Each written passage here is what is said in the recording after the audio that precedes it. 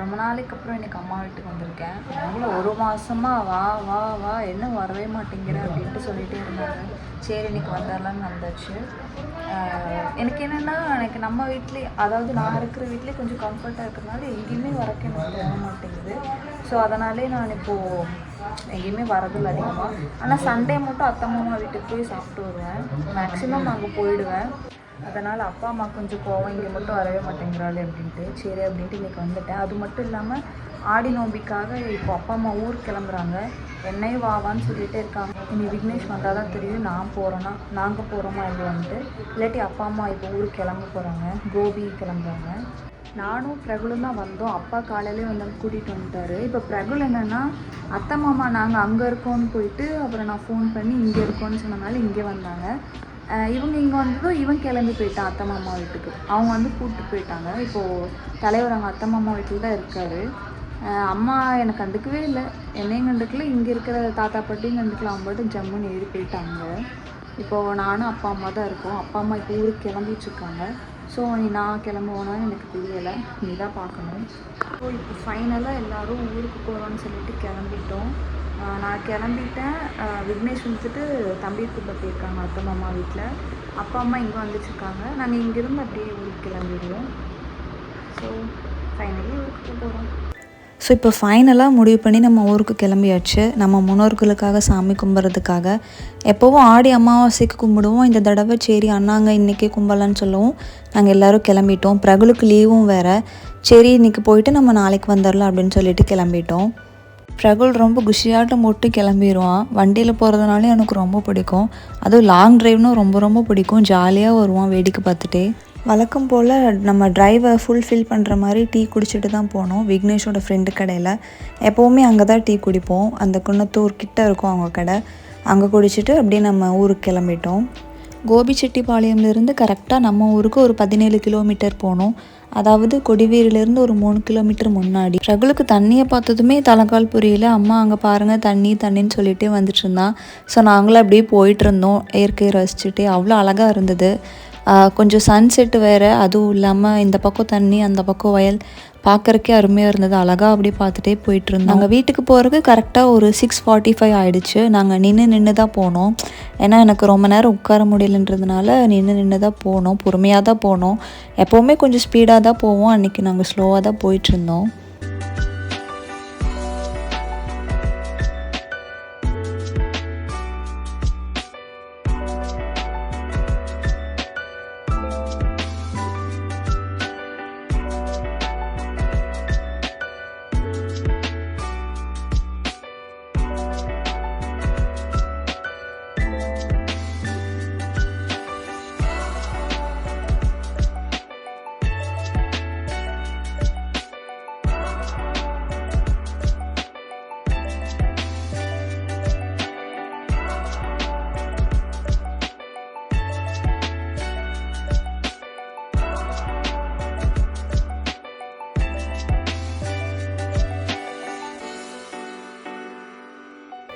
So ஊருக்கு வந்ததும் tea எல்லாம் குடிச்சிட்டு அப்புறம் நைட்டு டின்னருக்கு அப்படியே ரெடியாக ஆரம்பிச்சிட்டோம்.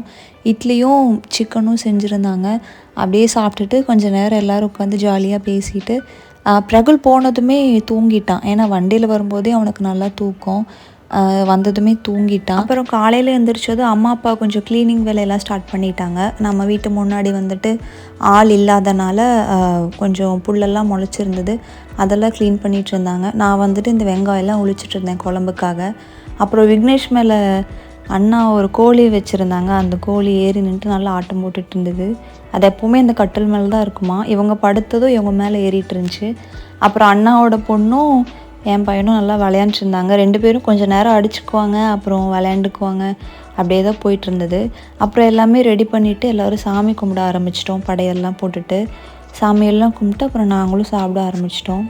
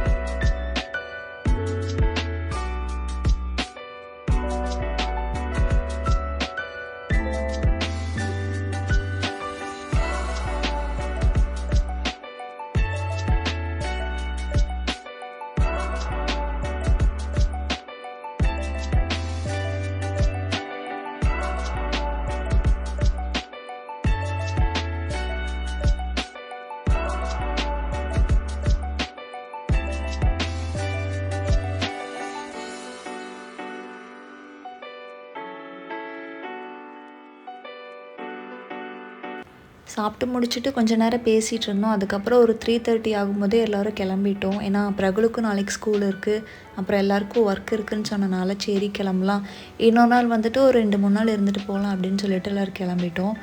கொடிவேரி வழியாக போனால் இன்னும் ஷார்ட் ரூட்டுன்னு சொல்லிட்டு அப்பா அந்த வழியில் கூட்டிகிட்டு போனார். ஊருக்குள்ளே, அதாவது ஊர் வழியாக தான் போயிட்டுருக்கோம். அதனால் கொடிவேரி கொஞ்சம் பக்கமாக இருக்குமா, அதுலேருந்து அப்படியே நம்ம ஷார்ட் ரூட் எடுத்து போயிடுவோம் ஊருக்கு. கொடிவேரியில் இன்றைக்கி லீவுனால நல்லா கூட்டமாக தான் இருந்துச்சு. பட் தண்ணி அந்த அளவுக்கு வரலை. ஸோ அதெல்லாம் பார்த்துட்டே தான் போயிட்டுருந்தோம். நல்லா டூரிஸ்டெல்லாம் நிறைய பேர் வந்திருந்தாங்க. நாங்களும் அங்கே போயிட்டு இந்த மாங்காய் அதெல்லாம் வாங்கி சாப்பிட்டுட்டே தான் போயிட்டுருந்தோம்.